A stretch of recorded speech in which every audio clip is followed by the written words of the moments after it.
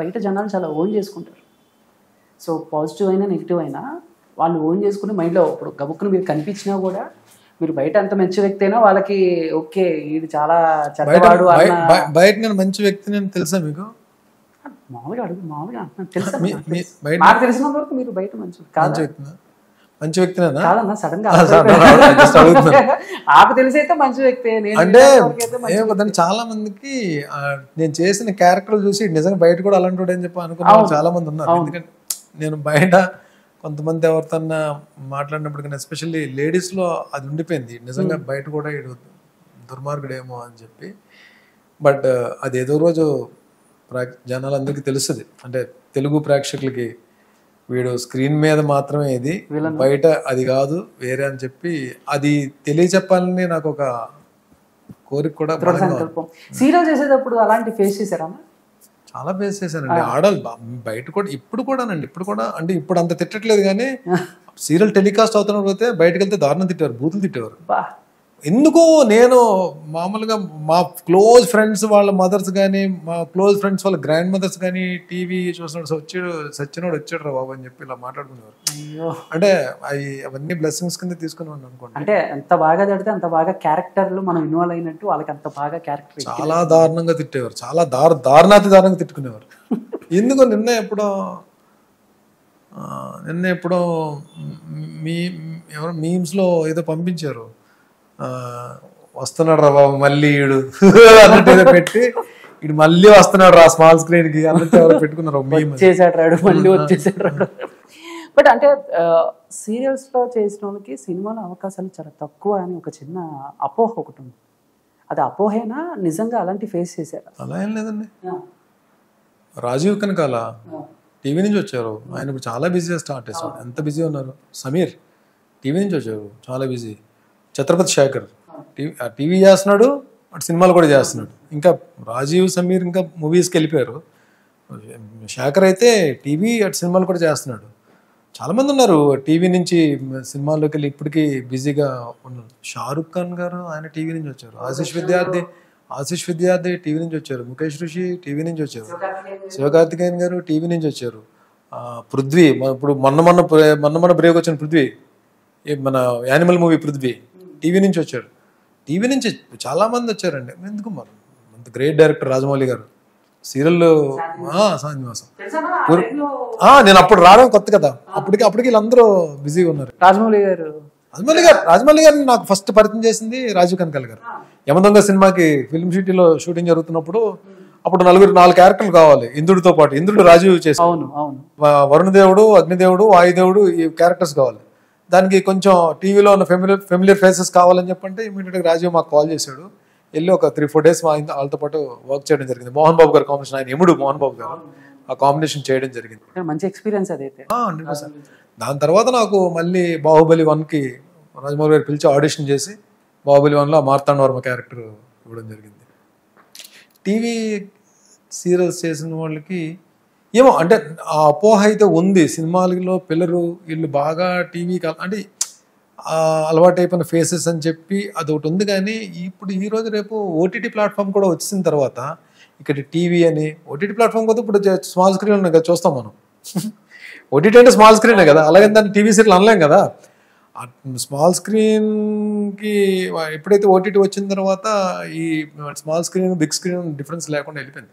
ఈ పలానా క్యారెక్టర్కి ఈ ఆర్టిస్ట్ కావాలి అంటే టీవీ ఆర్టిస్టా లేకపోతే మూవీ ఆర్టిస్టా లేకపోతే అసలు ఎక్స్పీరియన్స్ లేని ఆర్టిస్ట్ అనేది సంబంధం లేదు. డెఫినెట్గా గెటింగ్ కాల్స్. కానీ ఓటీటీ వచ్చిన తర్వాత మాత్రం అందరికీ వర్క్ అయితే దొరుకుతుంది కదా. ఓకే, బట్ ఇన్నేళ్ళ కెరీర్లో అంటే ఫైనాన్షియల్గా సెటిల్ అయ్యారా, మీరు అనుకున్నది రీచ్ అయ్యారా అని అంటే ఏం చెప్తారన్నా?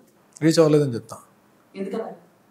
ఫైనాన్షియల్ డిసిప్లిన్ లేక, వచ్చిన డబ్బులు వచ్చినట్టు ఖర్చు పెట్టడం, అనవసరమైన ఖర్చులు పెట్టడం, ప్రాపర్ ప్లానింగ్ లేకపోవడం, డబ్బులు సేవ్ చేయాలని ఆలోచన లేకపోవడం, డబ్బుల్ని ప్రేమించకపోవడం, విచ్చలవిడిగా అదుపు లేకుండా ఖర్చు పెట్టడం, ఇవన్నీ చేయడంతో పాటు ఇవన్నీ అంటే ఏదైనా డబ్బు మన దగ్గర ఉందన్నా, మనం సక్సెస్గా ఉన్నామన్నా, మనం పీస్ ఆఫ్ మైండ్తో ఉన్నామన్నా, మన లైఫ్లో సక్సెస్ చూసామన్నా, మన లైఫ్లో ఓడిపోయామన్నా, ఏదైనా సరే దానికి కారణం వేరే ఏ ఫ్యాక్టర్స్ అవ్వవు. వేరే ఏ ఫ్యాక్టర్స్ చెప్పినా అబద్ధాలు, మనమే కారణం అవుతాం దానికి.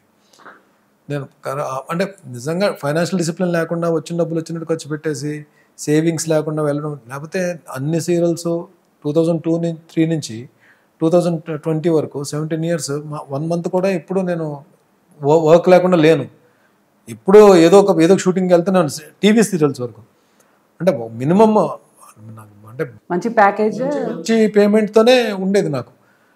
అంటే నిజంగానే ఆ టైంలో సేవ్ చేయాలనే ఆలోచన వచ్చింటే మాత్రం డెఫినెట్గా ఒక మంచి డెఫినెట్గా ఫైనాన్షియల్గా స్ట్రాంగ్ ఉండేవాడిని.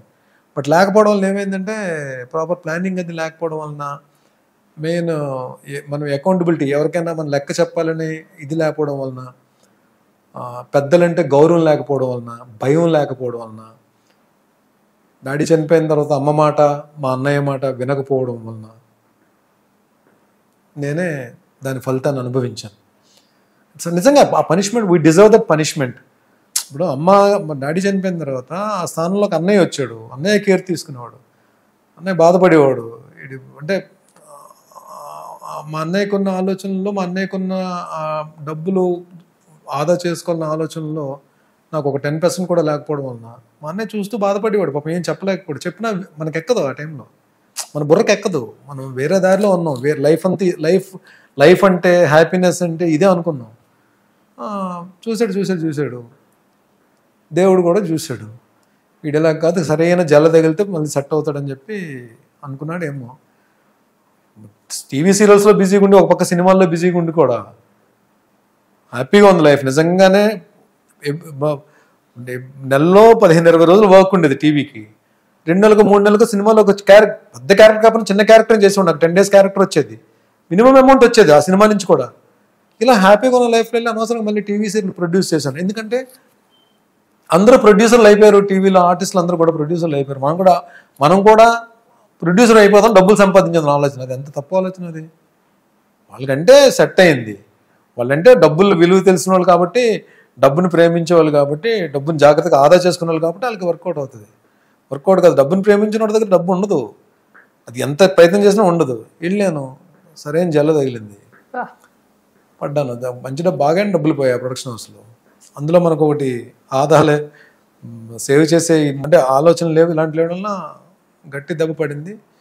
బట్ ఆ టైంలో ఏంటంటే లక్కీగా నాకు అంటే నా గురుగారు మెంటర్ నాగబాబు గారు పరిచయం అవడం వలన, అంటే ఆయనే అంటే నేను దెబ్బ గట్టి తగిలిన తర్వాత మాత్రం ఇమ్మీడియట్గా చేయి పట్టుకుని లాగింది మాత్రం మా అన్నయ్య మాత్రం కొన్ని ఏవైతే మెయిన్ పెద్ద డెబిట్స్ ఉన్నాయో అవి వచ్చి నిలబడిపోయి క్లియర్ చేస్తాడు అమౌంట్స్ అన్ని. అంటే మెయిన్ పైకి లాగేశాడు. అయిన తర్వాత ఇంకా చిన్నవి ఏంటంటే నేను మళ్ళీ అంటే లక్ ఒకటి, మనకి ప్రతి మనిషికి ఒక బ్లెస్సింగ్ ఉంటుంది. 100 శాపాలున్నా ఆ మనిషి 100 శాపాలున్నా ఒకటి మాత్రం ఒక బ్లెస్సింగ్ ఉంటుంది. ఒక వరం, 100 శాపాలున్నా ఒక వరం ఉంటుంది. ఆ వరం స్ట్రాంగ్ అయినప్పుడు అది కాపాడుతుంది. నాకు ఈ క్యారెక్టర్స్ రావడం అనేది ఎక్కడ ఆగల, టీవీలో క్యారెక్టర్స్ రావడం ఎక్కడ ఆగల, డబ్బులు పోయినా సరే. మళ్ళీ నా జర్నీ నేను స్టార్ట్ చేసి నేను బిజీగా రోజుకి 2 షూటింగ్లు కూడా 3 షూటింగ్లు కూడా చేసి తర్వాత నెమ్మదిగా అవి క్లియర్ చేసి కొంచెం పైకి రావడం జరిగింది. ఆ టైంలో సార్ నాగబాబు గారు కూడా మెంటల్గా నన్ను స్ట్రాంగ్గా చేయడం